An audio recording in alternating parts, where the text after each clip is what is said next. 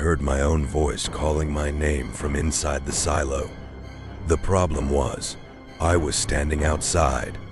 When I looked down, there was only one set of footprints in the dirt. Then something heavy began climbing the metal ladder from inside. I ran before I could see what reached the top. I came to Miller Farm because I needed work. The harvest season had started, and they were paying better than anywhere else nearby. It wasn't a place people talked about much, just miles of empty fields, old machinery, and one enormous grain silo that seemed older than the farm itself. From the moment I arrived, everyone avoided looking at it. Before showing me around, Mr. Miller stopped in front of the silo.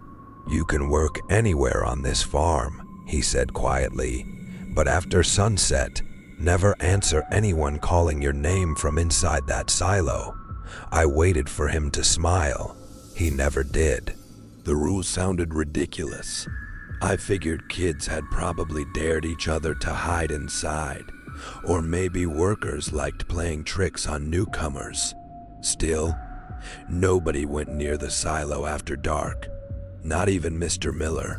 At dinner, I asked what had happened there. Every conversation stopped. One of the older workers quietly stood up and left the table. Mr. Miller only whispered, "Some voices don't belong to the living." No one spoke again. That night, I couldn't sleep. The wind kept striking the metal walls of the silo, making long, hollow groans. Then, I heard someone laugh. It came from inside. I grabbed my flashlight and stepped onto the porch. The farm was empty. Everyone else was still asleep. Then a familiar voice drifted across the field. It was my younger brother, the same brother who had died 6 years earlier. "Daniel, come help me." The voice echoed from inside the silo. "If you were standing where I was, would you walk toward the silo or lock the door and stay inside?" I knew it couldn't be him, but the voice sounded so real. I took one more step toward the silo. Then the metal ladder began to shake, as if something was climbing up from the darkness below. I couldn't move. The ladder rattled harder with every second. Clang, clang, clang. Something was climbing toward the top. Then it stopped. The voice came again. "Daniel, don't leave me." It was still my brother's voice. Only now, it sounded closer than the silo. It sounded like it was standing behind me. I spun around. Nothing. The field was empty. When I looked back at the silo, the hatch was closed. I was sure it had been open a second earlier. A cold knot formed in my stomach. Someone, or something, had shut it from the inside.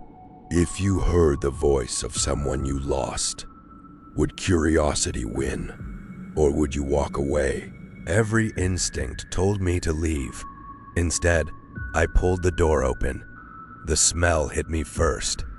Old grain, rust, and something damp. My flashlight reached the center of the silo. The floor was covered with footprints. All of them led inward. None came back out. The whispers surrounded me. Some begged, some cried, some repeated my name. Then every sound stopped. Complete silence. A single sentence echoed through the darkness. "You answered." The grain beneath my boots shifted. It wasn't settling.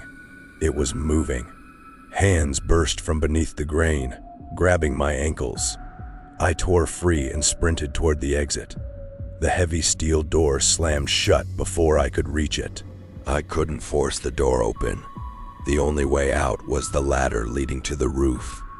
Behind me, the grain began rising like water, not spilling, climbing.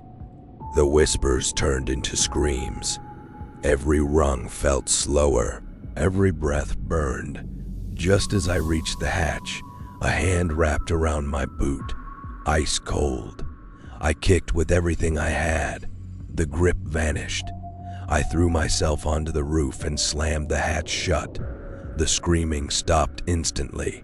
After everything you've seen, would you ever go near that silo again?